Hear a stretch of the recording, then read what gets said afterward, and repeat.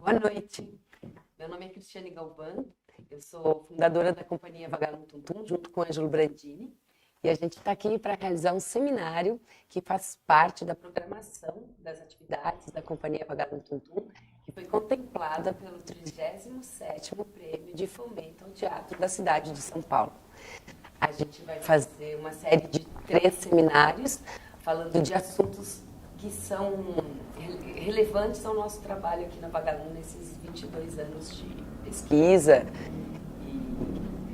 e amor pelo que a gente faz com o teatro, com o palhaço e com o Shakespeare. Esse encontro a gente vai focar especialmente na relação do palhaço com Shakespeare, que é a nossa maior inspiração. E a gente convidou aqui para conversar com a gente o Davi Taiu, ator, palhaço, diretor também, né? Também. Enfim, figurinista, que eu sei. Um cara muito talentoso, que trabalha com a gente há muitos anos aqui na Vagalume e vai poder conversar com a gente também sobre esses assuntos. Tem também Beth Dorgan, a nossa mestra, a nossa mãe, criou muitos palhaços aqui, tenho certeza que educou vários palhaços aqui.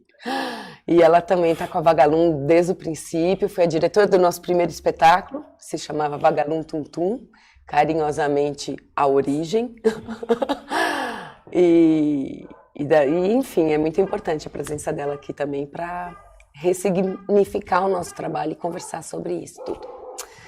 Bom, então a gente vai começar? Sim, vamos começar então, vamos apresentar formalmente os nossos dois convidados, né? São duas pessoas muito importantes para a gente do ponto de vista profissional e também do ponto de vista pessoal, são amigos de longa data. Eu não vou arriscar aqui dizer a quantidade de anos que nós nos conhecemos, porque seria risível. Faz muito tempo que a gente se relaciona, aliás, o Davi e a Beth, a gente conhece desde antes de existir a Vagalume Tum Tum, né? São amigos muito queridos e de longa data. Então vou apresentar aqui uma mini bio que é de cada um deles, né? Na verdade, assim, é mini mesmo, porque se a gente tivesse que falar de tudo que esses dois já fizeram, né, a gente ia passar uma hora que nós temos juntos aqui só descrevendo os trabalhos de cada um deles. Então vamos lá. Beth Dorgan, que está aqui do meu lado, é atriz e professora na Escola de Arte Dramática, EAD, da Universidade de São Paulo, e na Escola Superior de Artes Célia Helena. Pesquisa as máscaras do palhaço e do bufão desde 1992. Estudou com Cristiane Pauliquito, Felipe Goulier, Léris Colombaione, Ângela de Castro e outros formadores.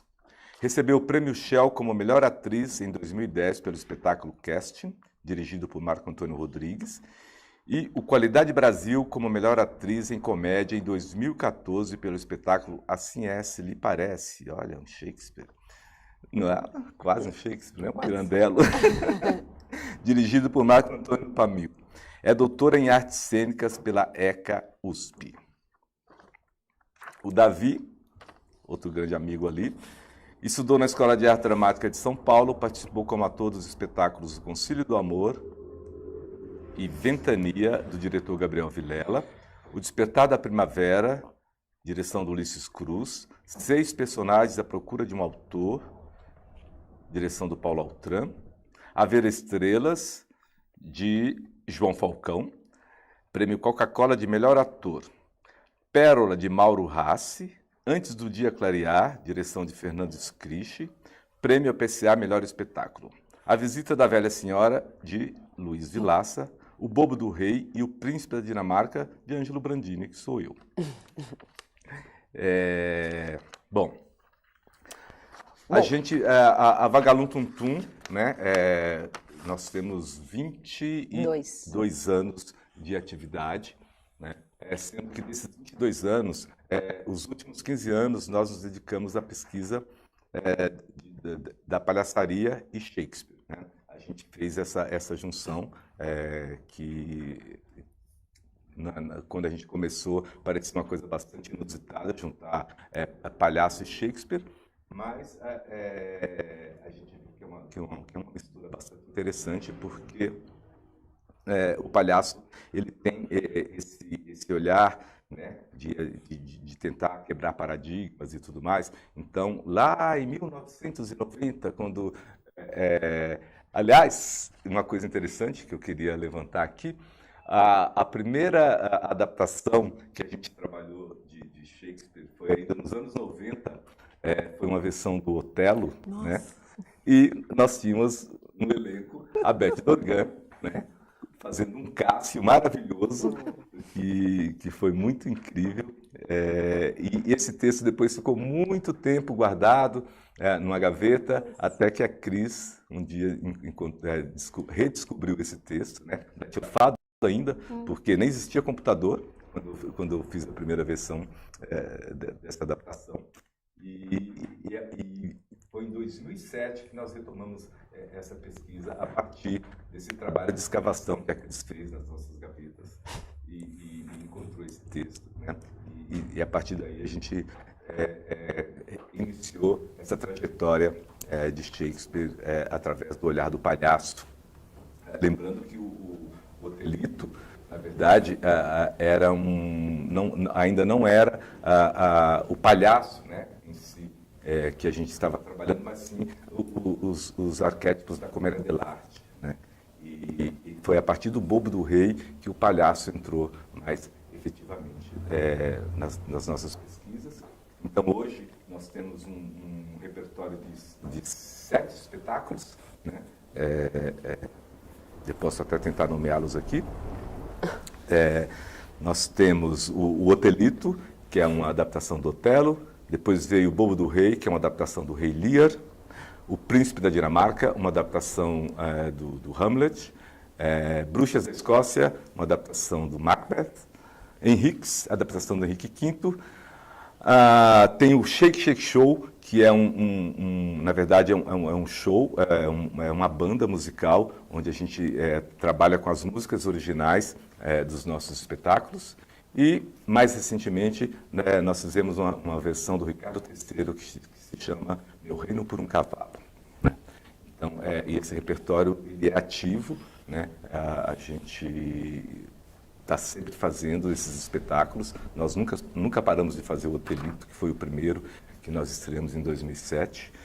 E desde então a gente tem feito essas apresentações de uma forma bastante intensa, graças ao Dionísio Bom, e aos deuses. deuses. Um pouco a conversa, né, do que a gente se propôs. E para a gente esclarecer e se apropriar mais do assunto, foram 2 livros que a gente leu e a gente se inspirou, que um deles é O Atormentador, do Philippe Goulier, e o Reflexões sobre Shakespeare, do Peter Brook. Esse livro do Goulier, que fala especificamente do palhaço, é um livro muito bom, onde ele fala, ele é muito generoso, né, no livro, porque ele fala todos os exercícios do curso dele. E esse curso foi dado aqui no Brasil, acho que há uns 20 anos atrás, e o Ângelo e a Beth fizeram. Então, o Felipe foi também, né, um grande influenciador, eu acho, do trabalho de palhaço de vocês. E aí eu queria começar a nossa conversa com uma provocação que ele faz aqui, que ele fala qual é a diferença do clown, do palhaço, e do ator cômico. E eu acho importante essa reflexão, porque nas peças de Shakespeare, né, essa diferença sempre tem, né? Sempre tem o ator cômico, mas sempre tem o palhaço, assim. Na maioria das tragédias, tem sempre esse momento de respiro, né? Mesmo em Hamlet, onde o Yorick está morto, né? Ele aparece lá como uma caveira. O palhaço está lá, sempre presente também na obra de Shakespeare, né? Então, ele fala assim, qual é a diferença, né, entre o clown e o ator cômico? Ele fala que um provoca o riso quando quer, e o outro quando não esperava. Tipo, né, que o palhaço tem esse lugar do anjo que passa, do susto, da surpresa, do inesperado, do inadequado, né? E aí eu acho que que também ele fala de uma coisa que é importante, que é esse lugar de você, é uma presença, um estado de espírito, ser palhaço, estar palhaço em cena, que é bem diferente de ser ator e estar ator em cena, né? Não sei, eu acho que de repente você podia conversar também, falar um pouquinho, Beth, da sua experiência. Eu vou falar para o Davi falar primeiro. E também falar da experiência de você, sabe? O Davi como ator cômico, grande ator, muitos prêmios. E de repente você entrou na palhaçaria também no meio da sua carreira, assim, né? Num determinado momento você descobriu o palhaço, mas você já era um ator cômico.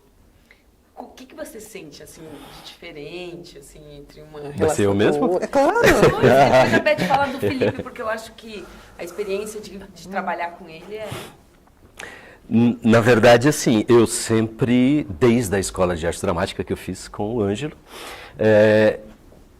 a minha ideia era ser um ator dramático, né? Um ator artodiano, gostava muito do Grotowski, as buscas físicas, né? O Arthur, aquela coisa visceral.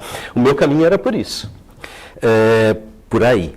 Até o dia em que eu fui fazer um espetáculo que era de palhaço. A gente ia ter um treinamento de palhaço com a Quito. E aí foi um divisor de águas. Eu falei, opa, tem um lugar aqui que é muito inquietante, porque tem muita coisa que dá para falar por aqui, traduzir várias linguagens ou todas, né, por um palhaço, uma figura que ainda não sei o que é, e eu vou atrás. Então, a partir dali, eu não parei mais daquele espetáculo, que era o Circo Trilho, espetáculo com a Quito, era muito bonito, que tinha Juliana Gontijo, Graziella Moreto, era super bacana. E agora, essa questão da comédia, para mim, ela é muito delicada, porque eu acho que eu, por exemplo, como essa ideia de ator dramático, eu tinha muito preconceito com a comédia, né? Acho que a minha geração tinha muito preconceito com a comédia. A comédia era uma arte inferior, né? O comediante... Assim como o teatro para criança, né? A gente tem esse lugar também dessa discussão, né? Ao mesmo tempo que você via um comediante com um timing perfeito, você falava, como é que ele faz isso? Né? Exatamente. Então você falava, meu, isso é muito instigante. E aí, o palhaço, quando eu comecei a trabalhar o palhaço, eu vi que era uma outra coisa. Era uma outra coisa. Era um estado. Você tinha... não era simplesmente você calcular matematicamente o que você vai fazer. É claro que no começo era assim, você copiava, eu copiava maquiagem, copiava figurino, trejeitos, cascatas, claques, até o momento em que o palhaço ele propunha isso antes da forma, né? A forma serviu como um alicerce para eu me sentir seguro de me expressar, daquela figura se expressar com potência. E daí eu vi que era uma figura independente mesmo. Né? Tem um pensamento, às vezes, quando eu traço, eu me assusto com o pensamento que eu tenho enquanto eu estou nessa expressão. Principalmente com criança, que te provoca lugares que são muito inusitados. As crianças têm questões que você fala, caramba, que raciocínio maravilhoso. Esse é um raciocínio de palhaço. Então isso foi muito instigante. Aí eu nunca mais parei. Aí tem esse lugar. Agora o Shakespeare, eu acho que tem um lugar do tolo, né, que ele coloca nas obras dele, que tem uma função muito interessante para mim, que é de aliviar essa carga do drama. Né? Aconteceu a morte, né, o suicídio da Ofélia, aí o que ele faz? Coloca os coveiros em seguida. Né? E para mim é muito interessante como o Shakespeare vê o tolo, né? O palhaço, o cômico. Ele coloca num lugar que... Essa cena para mim é muito interessante, do que você falou dos coveiros, porque assim, durante toda a peça a gente descobre nessa cena que o bobo morreu, né? Então o bobo morreu, o palhaço morreu. Só que ao mesmo tempo que eles estão lá dentro do buraco, onde a Ofélia vai ser enterrada, né? Eles já estão na frente do tempo deles, né? Eles já estão adiante, né? Então eles já estão lá, já sabendo, filosofando coisas que aquele povo está vindo com drama, está trazendo drama, eles já estão ali digerindo e mostrando para a plateia várias possibilidades. Ao mesmo tempo que se fala assim, caramba, o Yorick morreu, mas o Shakespeare ressuscitou os bobos nos coveiros. Então é uma cena muito... Onde o bobo verdadeiro é uma caveira, mas os palhaços estão lá. O espírito está ali. O espírito está ali da comédia. Eu acho essa cena formidável. Essa cena tem uma hora que o Hamlet fala assim, que ele lembra quando o Yorick carregava ele nas costas. Eu acho emocionante, normal. E aí eu tenho a sensação que essa é a única cena dessa peça inteira de 4 horas onde você vê um laivo de afetividade, sabe, assim, de relação de afeto, de carinho, porque a relação do Hamlet com a mãe é confusa, né, o pai morreu, o pai veio para pedir para ele se vingar. Então eu gosto muito dessa passagem que ele fala, eu lembro quando ele me carregava nas suas costas. E aí eu acho bonito demais. E eu acho também bonito que sempre que Shakespeare coloca um palhaço, né, que você vê claramente que aquilo é um arquétipo de um destemperado, né, como Falstaff, quando começa a falar e fazer... Mas ele sempre trata o palhaço com muito carinho, sabe, com muita sabedoria. Isso foi escrito em 1500, 1600... Tudo isso já estava lá, então quando você vê, tipo, o Felipe falando, o nascimento do clown, né? Na verdade, é o nascimento do clown no formato do circo, né? Que foi por acaso, foram 2 rapazes que foram contratados para cuidar dos cavalos, de repente um gosta muito da roupa do outro, rouba a roupa, e o outro sai correndo atrás dele pelo picadeiro, o público começa a rir, não para mais de rir, não para mais de rir. E aí o cara do circo falou, amanhã vocês voltam e fazem exatamente a mesma coisa, mas foi sem querer. Então essa coisa do inusitado, né, que o palhaço acaba despertando e o riso vem dessa inconsequência, assim. Mas a gente estava falando... Estava falando dos bobos, né? Eu acho que assim, a primeira coisa que eu me lembro, né, Beth e Davi, no nosso tempo de escola de arte dramática, a gente tinha um curso de Shakespeare, né? Que era uma coisa muito séria, gente. Era muito sério fazer, né, as peças do Shakespeare e tudo mais. E eu me lembro que, assim, era uma disputa gigante para fazer o Hamlet, para fazer os personagens mais incríveis que tem, né? Os mais densos e tal. E eu me lembro que eu fiquei muito ligado nos coveiros, assim, né? Foi uma coisa que me chamou muita atenção, porque o Shakespeare é tão maravilhoso, né? É tão genial, que ele coloca, né, essa cena que é maravilhosa, a cena dos coveiros, e eles têm uma discussão muito profunda sobre o que é o sentido da vida, o que é a vida ali, né? Então, eu acho, não sei se é exatamente, é claro que tem esse momento, né, de dar uma relaxada, mas não é uma relaxada assim que você sai do contexto e fala assim, que gostoso, que bom, vou parar de pensar na morte, porque agora... Não, muito pelo contrário, né? Ele aprofunda ainda mais essas questões, só que de uma forma muito leve, muito humana e essas discussões tá na boca e na cabeça dos homens da terra, né? Que a gente que não frequenta os salões nobres dos palhaços, né? Então, assim, considerando que os bobos, né? Eu acho que é legal a gente ter esse parâmetro, porque não existia palhaço ainda nessa época, né? O palhaço vem muito tempo depois. No século XIX, mais ou menos. Circo, né? Quando os caras começam, esses arquétipos começam a sair das feiras, né? Os bobos, né? Aquelas coisas, e o circo vem e coloca todo mundo dentro de uma lona ali, né? Então, é aí que surge essa figura do palhaço. Então, tem essa coisa da linha do tempo, né?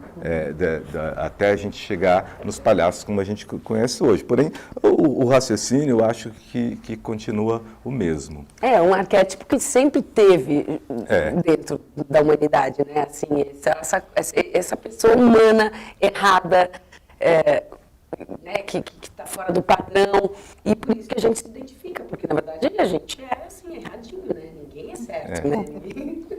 Então, quando a gente pensa em fazer Shakespeare pela linguagem do palhaço, né, eu lembro que no começo era uma coisa muito estranha, assim, era tudo muito estranho.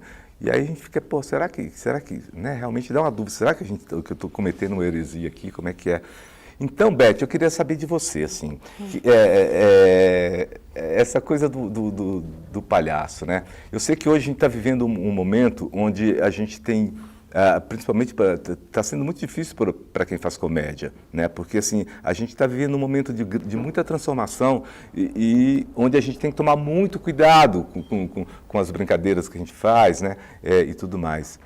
Mas, de uma certa forma, eu fico imaginando assim, que o poder dessa figura do palhaço é muito grande mesmo.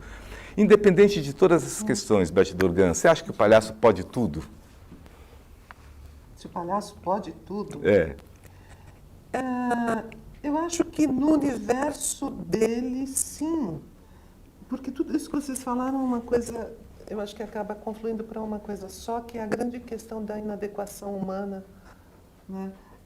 E que perpassa a humanidade desde o início, desde que nós tivemos uma primeira estrutura social, econômica, política, cultural, a gente já tem localizado essa figura que não consegue se adequar, né? E que é uma coisa absolutamente própria do ser humano. Em algum momento você vai derrapar. Em algum momento você vai escorregar, porque a gente não consegue ser adequado a tudo, não é? Uhum.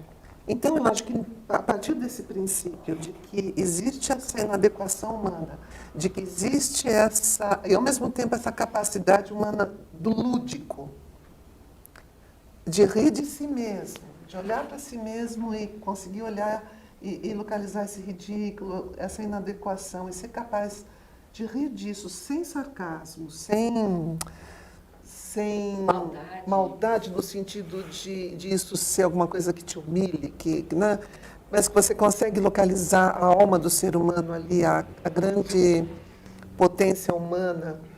Então, sim, nesse universo eu acho que ele pode tudo, né? Eu acho que hoje, você falou uma coisa muito importante, essa questão de olhar para os nossos valores hoje e checar coisas que estão estruturalmente falidas e que precisam ser eliminadas. Essa figura ela tem uma função, né? Porque não é o rir pelo riso fácil, no sentido de rir de quem está sendo oprimido, rir de quem está sendo humilhado, não é isso. É um riso que tem uma outra característica, uma outra potência. Então, nessa questão do grande universo humano, sim, ele pode tudo.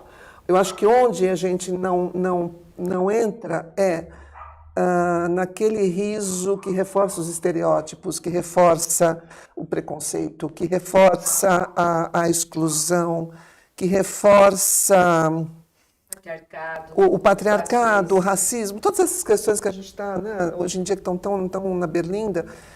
E aí, quando me dizem se a gente deve ser politicamente correto, eu acho que não. Eu acho que nós temos que ser humanamente corretos. Humanamente corretos. A questão ética não passa pelo politicamente correto, que te coloca regrinhas, isso pode, aquilo não pode. Você sabe o que pode e o que não pode. Você sabe qual riso que tem uma função.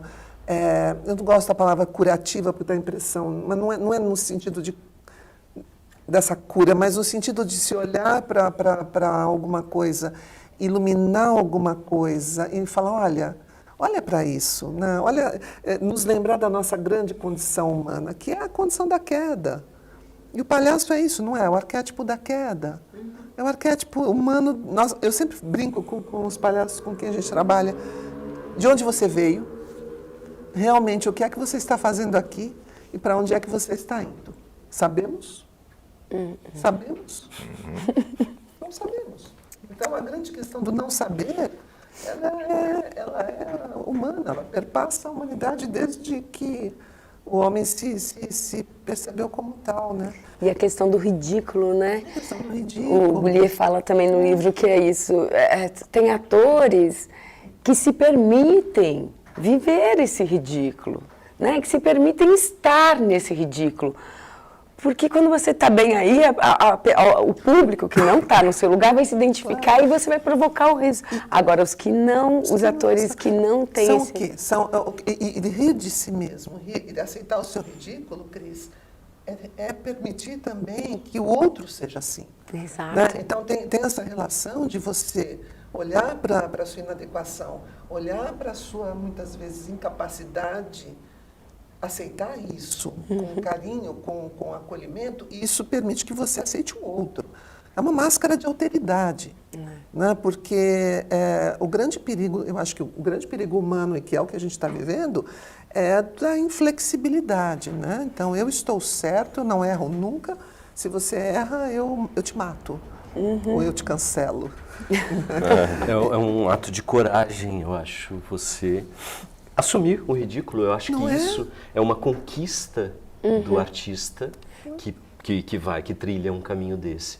Porque eu acho que enquanto ele tem resistências a aceitar e expor o seu ridículo, ele fica muito limitado.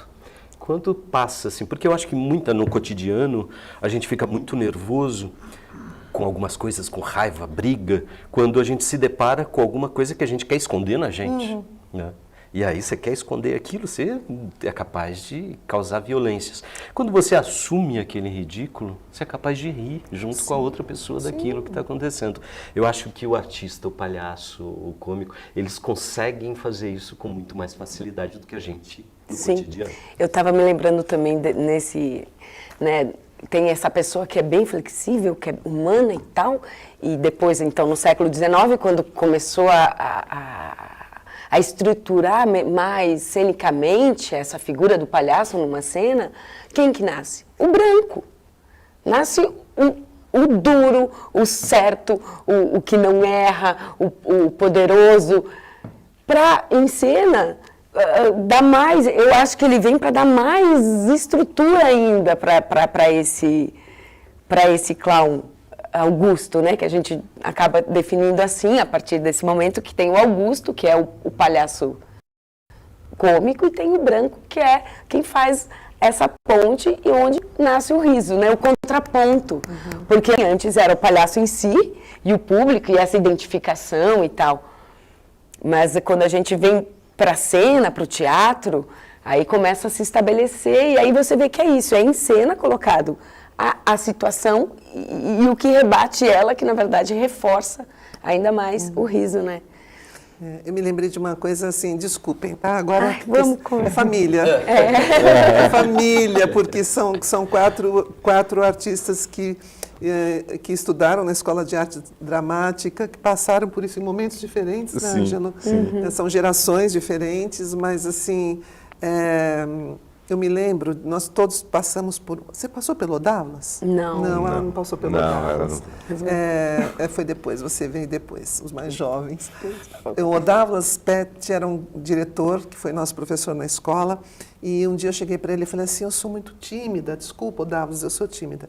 Ele virou para mim e falou assim, você não é tímida, não existe timidez. Timidez é sinônimo de vaidade. Eu queria morrer.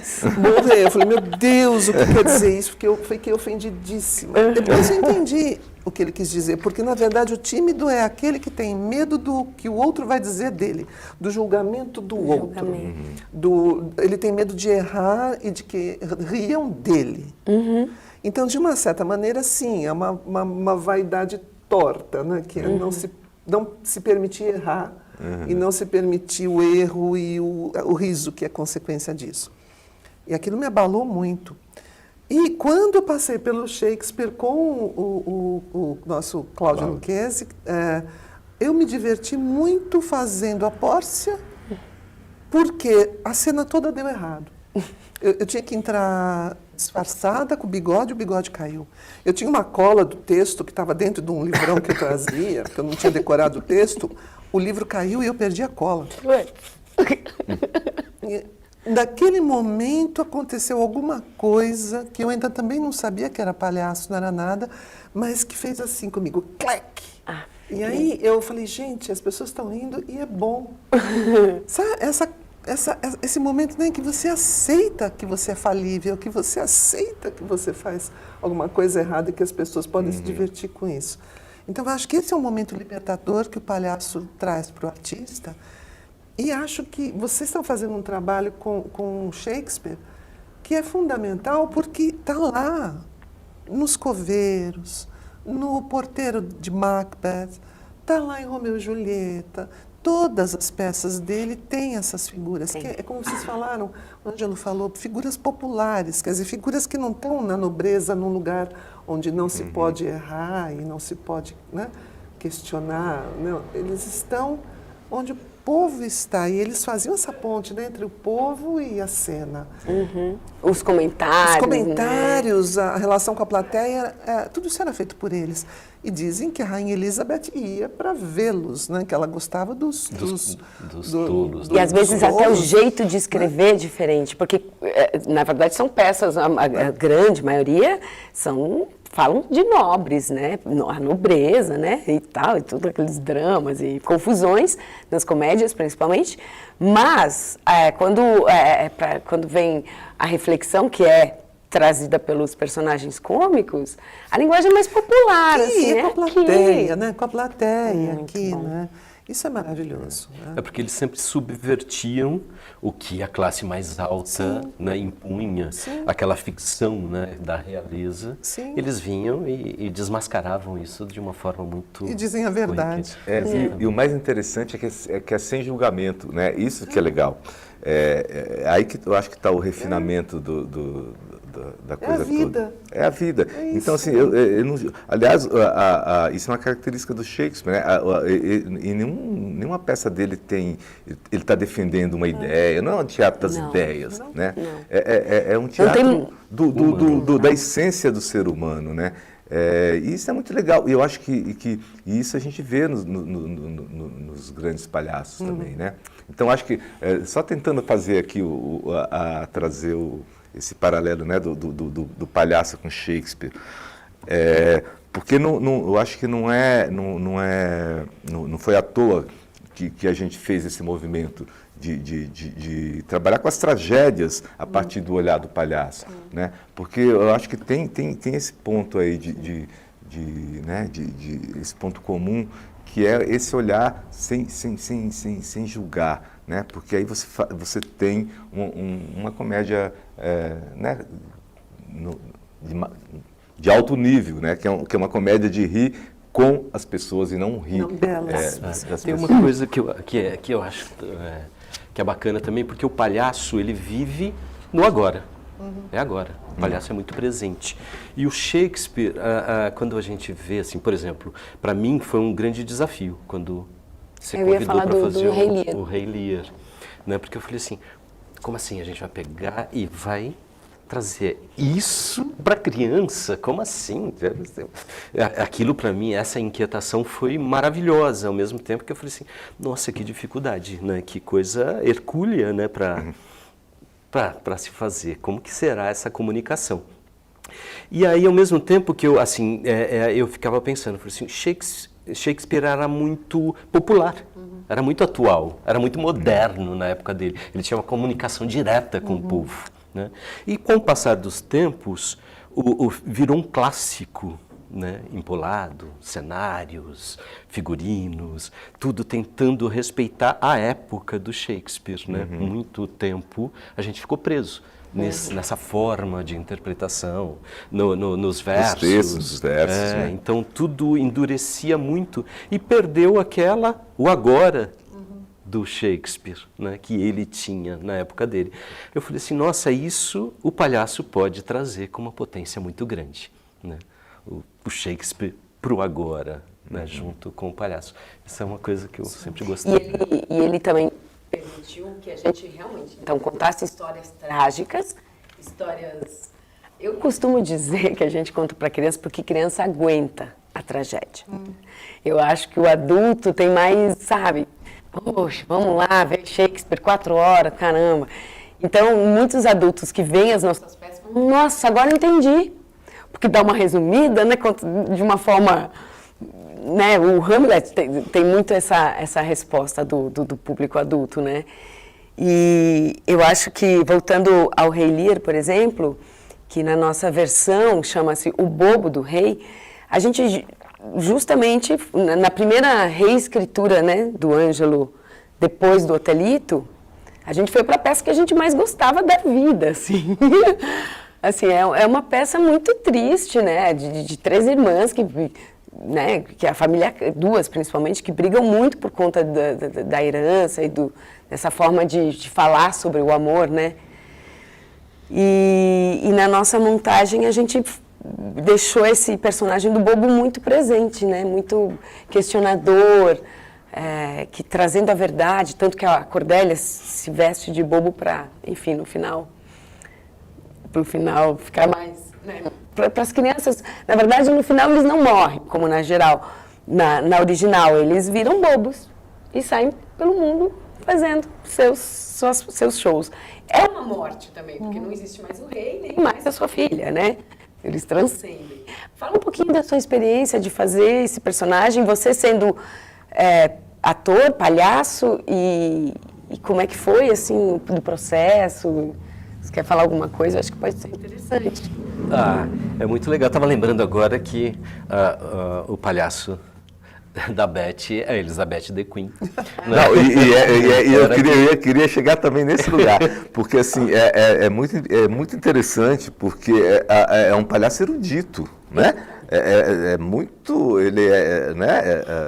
Depois a gente fala disso, Beth, mas o que eu acho muito legal isso, porque aqui não é o palhaço da terra, né? É um palhaço com muita... Não é só com sabedoria, é com muita ciência também. Mas segundo aqui, ela fala, você é louca, né, Elizabeth? Você é louca. Conta. Tem uma exigência superior, Elizabeth. Então, o Rei Lear, por coincidência ou não, né, quando na escola, vocês falaram da experiência de vocês na escola, a minha foi o Rei Lear. Olha.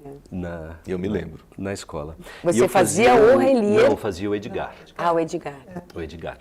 Né, que é expulso. Sim, que foi a história que a gente nem entrou na nossa versão. Encontra o pai cego. E é legal pontuar que o Rei Lear, na verdade, são 2 histórias que vão lindas. Né, que vão se misturando. Aí é fantástico, né, você ver a genialidade do Shakespeare. É como se fosse uma corda com 2 negócios, que você pode chegar e fazer assim, e transformar em 2, né? É verdade. É muito legal isso. E aí, ali eu me apaixonei por essa obra. Virou, assim, o meu sonho de artista mesmo. Ainda tenho que fazer o Rei Lear. Aí, quando o Ângelo me convidou, eu falei assim, nossa, realizou para criança. Eu não tinha feito, assim, nada, assim. Não era a minha intenção fazer espetáculos para criança. Vocês que inauguraram isso na minha vida. Eu tinha feito com a Quito, mas foi uma experiência mesmo, que eu queria experimentar o palhaço. Mas aí... era uma questão profissional. Falei, olha, estão me convidando para uma companhia para fazer a peça que eu quero. E para o público mais exigente que tem, né? Porque a criança, se não gostou de você, ela vai falar ali mesmo na tua cara. Então, como que você traduz isso para a criança, aquela densidade daquele rei? E aí tem todas as filhas, né? Que se você parar, você fala assim, nossa, a gente já olha o estereótipo, né, dos personagens. As filhas más que expulsam o pai, mas são seres humanos, a gente vê isso o tempo todo, né? E eu acho que isso, para a criança acaba espelhando muito com a realidade dela, na brincadeira.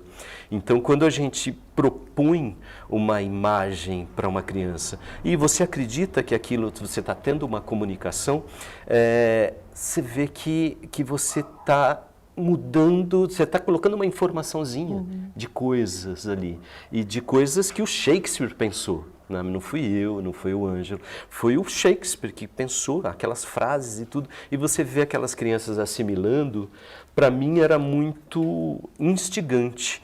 Porque assim, meu palhaço, assim, eu não via no começo como o palhaço fazendo o rei.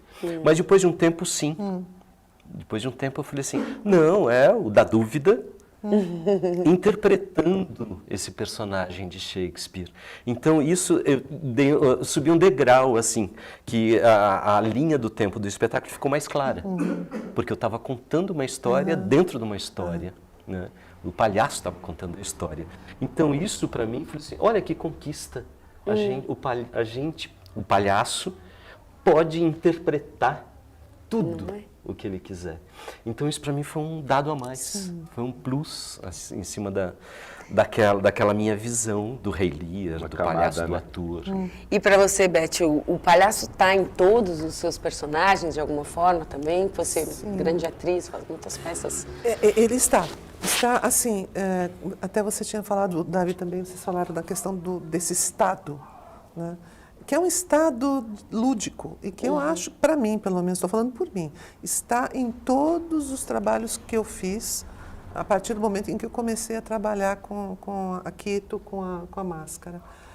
Porque você pode estar fazendo Medea, você pode estar fazendo Plínio Marcos, então, Plínio até que tem muita relação, mas você pode estar fazendo Medea, você pode estar fazendo Arthur Miller, você pode estar fazendo o que quiser. Você está em estado de jogo. Isso está no estado de jogo. E aí, aos poucos, eu fui descobrindo até assim, você pode falar em Stanislavski com o palhaço, porque não é como você está num jogo, numa circunstância, você se coloca ali. Então, para mim, eu sempre tenho... Não é a Elizabeth. Às vezes é isso que o Davi falou. Às vezes é a Elizabeth interpretando um personagem. Aí passa pelo filtro dela. Às vezes não, pelo filtro da Elizabeth, mas... Esse olhar do jogo, da brincadeira, do lúdico, do não ter medo do ridículo, e as últimas consequências, do erro durante o processo, né, de ensaio, tudo isso foi o palhaço que me deu. Então é claro que ele está lá. É claro que mesmo que eu esteja fazendo alguma coisa terrivelmente dramática e não sei o quê, né, esse prazer de estar... Esse prazer do apetitoso do jogo, de não ter medo da plateia, porque tem ator que morre de medo da plateia, né? Eu não quero ver a plateia. Não, eu quero ver a plateia, eu quero ver as pessoas me olhando, isso faz parte do jogo, né? Então, sim, eu acho que... E eu notei, Cris, uma coisa, a Dagoberto Feliz uma vez também comentou isso, atrizes que passam pela máscara, em cena, parece que tem um brilho no olhar diferente. Parece que o brilho no olhar está mais...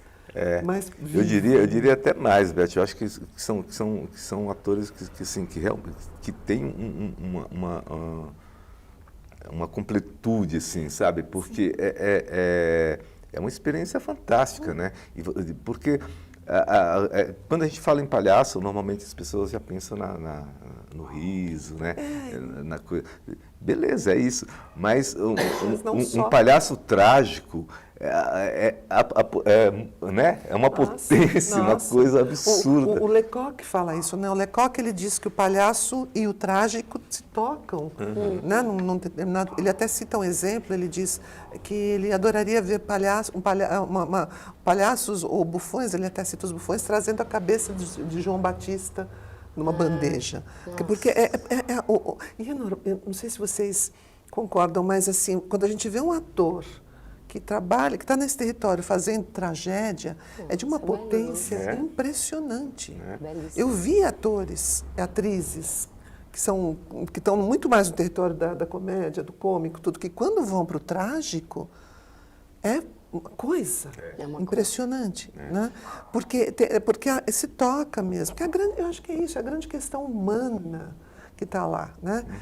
Você citou o Peter Brook, ele fala que a questão não é o conceito, né? É o pensamento. Então, e isso está em qualquer trabalho que você faça. E mais uma coisa, que quando você está ensaiando e pesquisando alguma coisa, você não tem limites, porque você não tem medo do ridículo, você não tem medo do fracasso. você não fica no teu território de conforto, né? Ah, até aqui eu vou, mas o que isso vou errar. Não, você vai. Você vai. Val Pires está aqui. Val Pires tem muita coisa para contar, por exemplo, na época do Folias, né? Das loucuras que a gente faz e fazia, porque você vai. Tá errado, amor.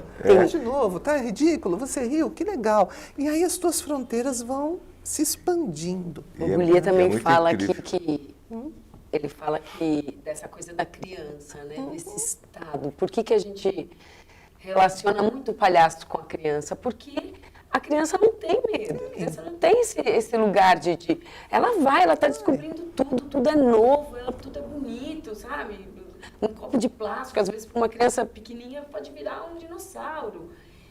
Então, ele fala, a criança não brinca no escuro. E quando ele fala do escuro, o que a gente tem que estar sempre brilhando, sabe? Tem que estar sempre curioso, querendo descobrir, querendo investigar, querendo se relacionar. Então, quando a gente relaciona o palhaço com a criança, é nesse estado, Sim. né? E olha que maravilha. O Brecht também fala isso. Olha que louco. Você vai para todos os territórios. O Brecht também fala. Tem Porque nada mais palhacesco do que os personagens do Brecht. Não, ele gostava. Ele gostava. O Valentim, né? adorava. O Valentim, o Chaplin. Não, todos eles o todos- homem é um homem, aqueles Não é? quatro malucos, né? Que São- isso? são palhaços, né? É você fazendo, você se divertindo com o que você está falando de coisas fazendo, falando de coisas muito sérias. Sério, Né? Então, você vê que essa máscara, ela caminha e ela está em todos. Uma gama. A gente estava falando da coisa do trágico, né? Do palhaço trágico. Assim, com o tempo, a gente foi testando isso aqui na Vagalume, né? Então, a gente chegou, eu acho que no máximo, você falou do Val, a gente chegou, acho que num ponto, assim, eu considero o ponto máximo dessa coisa do trágico e o cômico, né? No Henriques, que é uma adaptação do Henrique V que a gente tem. Onde a gente explora uma coisa que, assim, eu nunca tinha visto isso em teatro para criança e muitas pessoas chegam para mim e falam, cara, o que é aquilo? Como que vocês... A gente conseguiu uma densidade de silêncio numa das cenas, né, antes da morte do Falstaff, que, assim, eu nunca vi isso em peça. Porque, assim, a gente foi ao máximo, né, Val? A gente fala, não, vamos, vai mais, vai mais. Então a gente tem um silêncio gigante na peça, que é exatamente um momento de passagem do trágico, do cômico para o trágico, sabe? E que, assim, você não escuta, você não vê uma criança falando, nada. É um momento de suspensão do público que é muito legal, né? Isso é coisa muito Se ouve, às vezes, ou principalmente conversas depois do final, que criança e pai chorando, emocionado. E como nessa peça a gente conseguiu trabalhar a emoção assim, que vem, sabe? Porque ela vai, e chega uma hora que ela toma uma arrastada, uma rasteira. E aí fica a suspensão, e aí a gente toca uma música fúnebre durante uns 30 segundos. E ninguém fala no teatro. É muito bonito.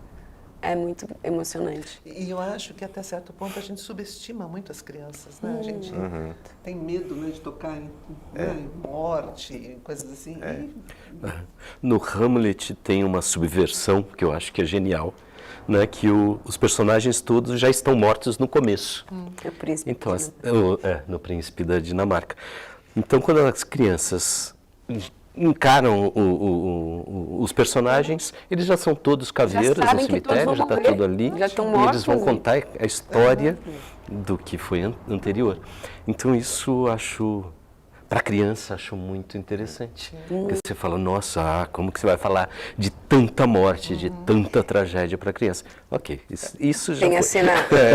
E nas outras peças também, porque a questão da morte nas tragédias do Shakespeare é o grande nó de como você vai fazer isso para a criança, né? Como é que no Macbeth as pessoas morrem, né, apunhaladas. Como é que a gente vai fazer? Então eu acho que aí o palhaço entra de um jeito maravilhoso, porque as soluções de morte, né, que se dá. Ângelo, assim, qual foi desses trabalhos o que vocês tiveram mais, não é dificuldade, mas que exigiu de vocês um olhar assim mais aprofundado, mas onde vocês tiveram que desfiar com mais cuidado? Será que foi o Hamlet? Porque eu lembro que quando a gente fez o Rei Lear, tinha um medo. Mas o bobo estava muito lá, né? Ele estava, o Ângelo, acho que principalmente que trabalha a dramaturgia, dava... Mas quando a gente falou, decidimos, vamos fazer o Hamlet. Beleza, né? Eu, para mim, assim, eu acho que depois do Hamlet as coisas começaram a ficar mais tranquilas, porque o Ângelo tinha que achar como falar que todo mundo morreu, como contar essa história. Eu ia até falar de uma cena da Ofélia, que a morte da Ofélia virou uma música, né? Porque ela é uma cena narrada, muito poética. E aí a Ofélia canta uma música, tira a roupa, coloca no rio, a caveirinha se despede e sai de cena. Hamlet entra, olha para aquele vestido e fala, Ofélia, Ofélia. Aí uma criança de 6 anos gritando na plateia, ela morreu! Você não viu que ela morreu? E a gente não fala a palavra morte uma vez na vida. Então, assim, é isso, a gente não pode subestimar que a criança não aceita a tragédia, ou não pode ver a tragédia. As crianças entendem pra caramba da tragédia, né? Eu acho que cada uma dessas peças tem assim, eu não consigo identificar qual que foi mais. Mas, assim, cada uma delas tem essa coisa... É a questão da morte, é um grande nó, de como você mata os personagens, né? E aí o palhaço entra como solução para a gente. Por exemplo, no Príncipe da Dinamarca, que é a adaptação do Hamlet, a morte, as mortes... são como a coisa de palhaço de circo, né? Sai uma fita vermelha, todo mundo vê que é uma fita vermelha, o próprio personagem que está morrendo tira, né? E a gente soluciona daquele jeito. No Macbeth, que é morte atrás de morte, a gente inventou uma coisa, uma catapulta para catapultar as pessoas. Então é muito legal você ficar vindo na plateia as crianças torcendo para alguém morrer, porque é isso que é legal, né? De ver como vai, né? Aqui estão os catapultados que morrem. Todos esses. Então, aí que o palhaço, cara, resolve de um jeito muito interessante, porque como é que o palhaço vê, né? Como é que ele vê essa morte, né? E a gente coloca... Ela chega a ser divertida, né? Chega num ponto de você falar, vai, senta, puxa. Daí sempre tem o personagem que tem que puxar uma alavanca. E as crianças ficam, não, sei, puxa.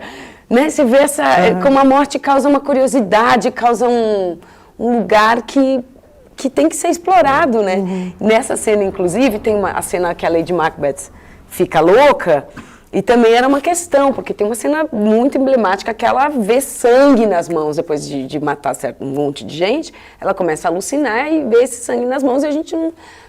Como é que a gente vai fazer esse sangue? Aí a nossa filha Violeta, na época com uns 4 anos, estava brincando na porta da garagem e a gente lá embaixo trabalhando na peça e tal, que era na garagem de casa antes. Aí ela passou a mão na tinta e passou na parede inteira, na graxa. E foi passando na parede a mão de graxa, assim. Aí eu olhei, putz, nossa, sujou toda a parede de graxa, não vai sair... A graxa! Ela deu a ideia de ser a graxa, o sangue na mão da Lady Macbeth. A graxa, porque a graxa é da máquina da catapulta. Então, porque ela sempre coloca a graxa, assim, para deixar a máquina funcionando, e depois a graxa não sai mais das mãos. Então, foi assim... um anjo que passou. Quando a gente está nesse lugar da pesquisa, do palhaço, né, qualquer informação que vem, você tem que ficar ligado, né, porque ela pode resolver uma grande questão. Tem alguns símbolos também que são muito dramáticos para o adulto e para a criança pode ser divertido. Como, por exemplo, o espectro, né, no Hamlet. O fantasma. Né? Nossa. A cena nos filmes, no mesmo, né? Você lendo, é assustador, né, a aparição, né? Tanto que os guardas morrem de medo. E aí, só que criança adora fantasma. Então essas soluções, né? Colocar o palhaço utilizando coisas que as crianças gostam e que o adulto vai entender perfeitamente. Isso é bacana também, porque o pai e a criança, eles acabam tendo dois olhares muito diferentes para o mesmo lugar. Né? Às vezes o pai está super emocionado e a criança está super se divertindo com aquilo. Sim. Né? Porque o pai está entendendo o que o ator está dizendo e a criança está se divertindo com o que o ator está dizendo.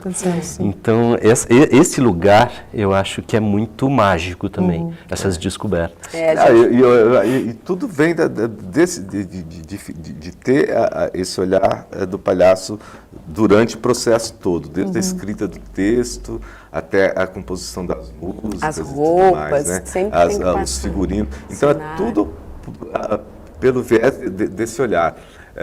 A gente tá falando dessas coisas, das coincidências, né? A mais recente, que é a adaptação do Ricardo III, a morte também virou uma questão. Morre criança. Nossa, Então, como vamos fazer isso? Aí nós temos um vizinho aqui na nossa frente que ele faz molduras de quadros. Um dia ele chegou aqui e falou assim, gente, tem umas molduras ali, vocês não querem? Vocês não querem usar? Vocês não querem ficar para vocês? Tá, quero. A gente de teatro aceita tudo que dá pra gente, né? Aí o cara trouxe as molduras. Um monte, umas 20 molduras. Aí, cara, caramba, meu, como é que... Putz, lógico, até vamos moldurar essas pessoas, né? Em vez de matá-las. Então, vamos moldurar. Então, as mortes acabaram... virando enquadramentos. Também não se fala a palavra morte. Né? Então, em nenhum momento a gente fala que vai matar, não tem a palavra morte. Aliás, nenhuma das nossas peças tem palavra morte. Talvez no Henrique's tenha. Mas eu acho que não. Então, aí virou enquadramento. E como é que você mata uma criança no Ricardo III? A gente, como matar uma criança? Aí a solução foi fazer um boneco. Então, era um boneco muito pentelho, né, que ia ser o herdeiro do trono, né, divertido pra caramba, e a gente vai lá e enquadra o boneco também. Então, eu acho que por isso que essa coisa do olhar do palhaço é muito rica. Rico assim. e forte, né? Né? Você, por exemplo, quando você fala os seus poemas, aquelas coisas, nossa, você fala, cara, é muito louco, porque, Cantando né? Blue Moon. A Elizabeth Queen falando. Aliás, Beth, isso que é legal. Eu vi a Elizabeth Queen nascer, né, Ju? Nossa, é verdade. Nossa, nas coisas. Verdade. E eu lembro que a gente ia todos nós íamos para bagaceira, né? E você foi para um lugar assim dessa coisa. Você fez outro caminho e que é muito fantástico, né? Como é que é isso? Não, eu acho que isso tem a ver, Ângelo, com a história de cada um. Né? Porque como esse palhaço não é... Eles somos nós, não, somos nós.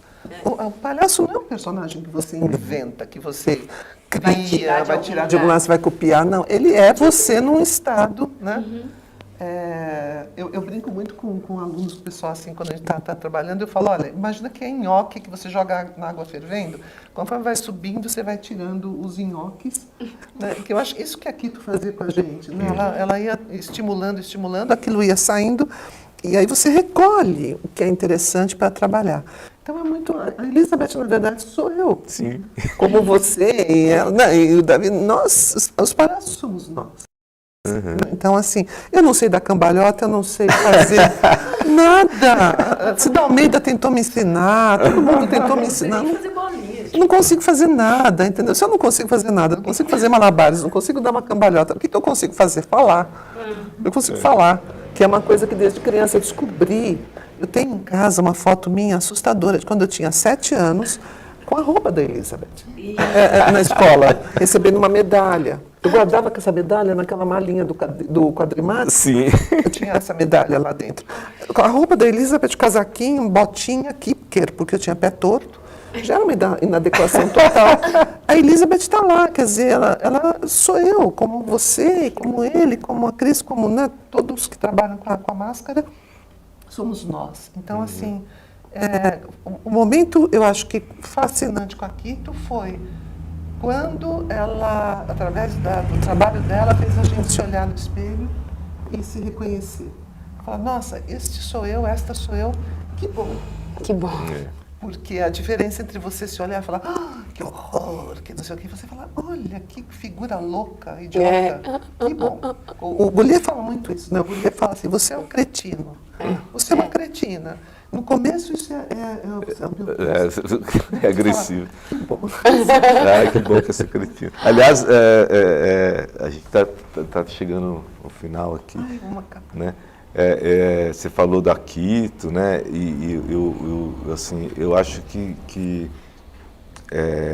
demonstrar gratidão é sempre muito legal, né? Então, eu acho que eu gostaria de finalizar, pelo menos a minha parte aqui, agradecendo os nossos mestres, né? Que foram incríveis, né? Todos os mestres que passaram pela gente, o Quito. Madame Quito, te amamos. Madame Quito, que foi também, foi aluna do Boullier, né? Do Boullier, que a gente trouxe que o Brasil que nos ensinou também muitas coisas, né? Tantos mestres que nós tivemos Nossa, e que maravilhosos. contribuíram para a gente estar aqui conversando agora, né? Mestres, colegas, companheiros, artistas que a gente viu, que a gente, né? Nossos professores na Escola de Arte Dramática, já que todos nós passamos pela Escola de Arte Dramática também. Passamos por eles, então, na verdade, nós somos o testemunho de todas essas gerações, né, de artistas. E dos artistas que a gente assistiu e que a gente assistiu, admirou profundamente. Nos inspiraram. E como você falou, eu achei bonito isso, né? De você se aceitar. Eu acho que pode ficar esse lugar assim para a gente concluir o que é o palhaço, Shakespeare e essa relação toda, mas é esse que é o lugar bonito, você aceitar que você é errado, aceitar que você é inadequado.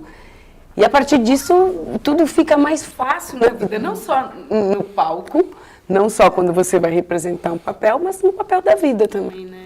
Qual é a possibilidade poética a partir disso, né? E uma coisa que você falou do anjo, que você falou de passar o anjo, eu acho que o palhaço me ensinou uma coisa muito importante, que o anjo passa, mas também é muito importante você aprender a perceber que ele está passando. Exatamente. Porque muitas vezes ele passa e a gente está tão aqui que a gente não percebe, né? Então, acho que ter essa, como aqui né, ela usa muito esse termo, essa porosidade, para perceber que ele está passando. E, então, aceitar o fluxo da vida e tirar o melhor proveito disso. Que não é o melhor proveito no sentido nem mercantilista, nem nada disso, mas entender que isso é a vida, que essas pessoas são assim, que nós somos assim, e que essa é a grande riqueza que a gente tem, né? Uma contemplação ativa, né? Uma contemplação ativa. E amorosa. Né? E amorosa. Isso aí, gente. Então é isso. Bom, Alguém tem mais alguma coisa? Assim, eu acho que eu só uma coisa, uma sugestão. Segundo Madame Quito, 1 ano de palhaço te economiza 10 de terapia. Pense nisso. Com todo o respeito e carinho pelos terapeutas. é verdade. Tudo bem que vai chegar um momento que talvez você tenha que ir para terapia, mas assim, pode reduzir bastante. reduzir o tempo. Se o terapeuta for palhaço, melhor. Melhor ainda. Melhor ainda. Então tá bom, a gente vai finalizando aqui e amanhã a gente vai ter outro encontro falando sobre dramaturgia e Shakespeare com 2 palhaços, Nereu e Tereza, que também trabalha na Vagalum. Então a gente espera vocês amanhã também, né? É isso. Muito obrigada Obrigado, pelo convite, obrigado. maravilhoso. Obrigada a Uma vocês. honra. Obrigado, Vocês prazer. Que honra. Obrigado, Uma honra gente. minha Obrigado também. Maravilhoso. pela galera. Também. E vocês em casa também, obrigado. Obrigada.